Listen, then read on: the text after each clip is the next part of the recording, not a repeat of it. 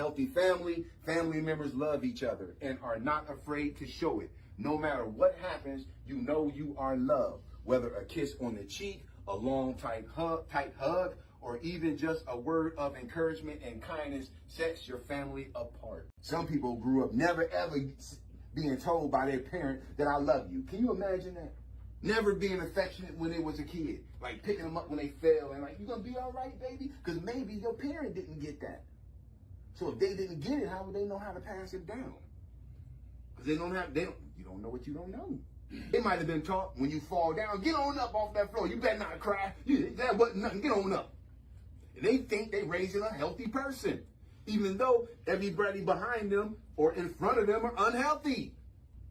For toxic family members, even if you do love each other, you may not know how to show it or even feel comfortable showing it. Toxic families ignore the important aspects of family life or take their family members for granted. That's serious. They take their family members for granted. Since it may be rare for you to get a hug or a kiss from your family, you might seek that love outside of your home. So if you don't get that love and affection that you were supposed to get from your family, oftentimes them young kids grow up to be adults who look for that love in the wrong places. So if it's a little girl never had told by her daddy, I love you, never got looked at in her eyes and told by her daddy, baby, you are beautiful just the way you are.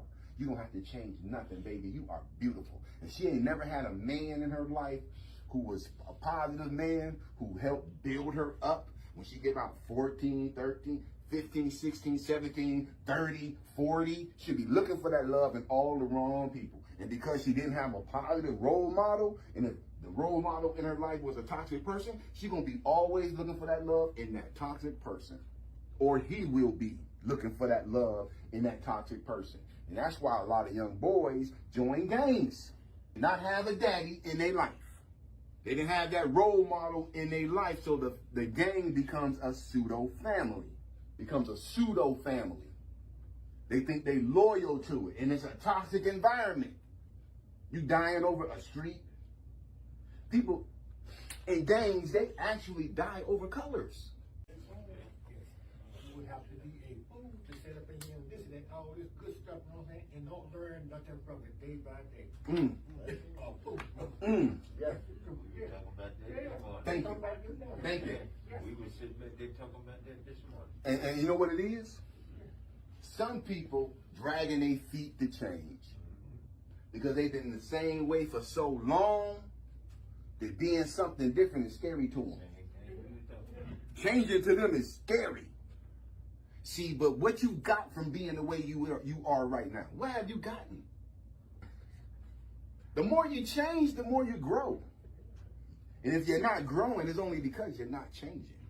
Any other question, concerns? Go ahead. Yeah, when I leave here, fellas, and what Will teaches me and us, and I leave out that door, I take it to the water with me. And I go to my friends and the stuff that he done embedded in my head because he put it there. I use the same education he give me and I pass it around. Maybe don't want to listen, maybe they do, but one day it might sink in into their head and they say, okay. Because I have to use these same techniques that Will give me because I had it bad. I'm not a saint. I had it bad, and a lot of things that this man have taught me helped me get through the problems that I have. And you know, they say don't leave it in the building. Take it with you and spread the word, because it's like my man said, it's good, it's great, it's motivation, you know. And when I leave out that door, man, I'd be so happy to get this education that I didn't know. You know, I thought I knew it all. It's a lot of this I had never heard of. You know, I know how to read, write, count my colors, but this I never knew. And it helps me as I go every day in life. It helps. And I also use it because I do a men's group. Right? At your church. Yeah. And what you do, what you teach, I implement it into the group. Good. And they be like, man, Good. where you be getting this stuff from? Yes. It's Good. what you learn and you implement it in your life. You know, then they say that once the light shines, everybody see it. Yeah. Once you learn something and you start walking it, everybody see it. Yeah. That's right. Iron sharpens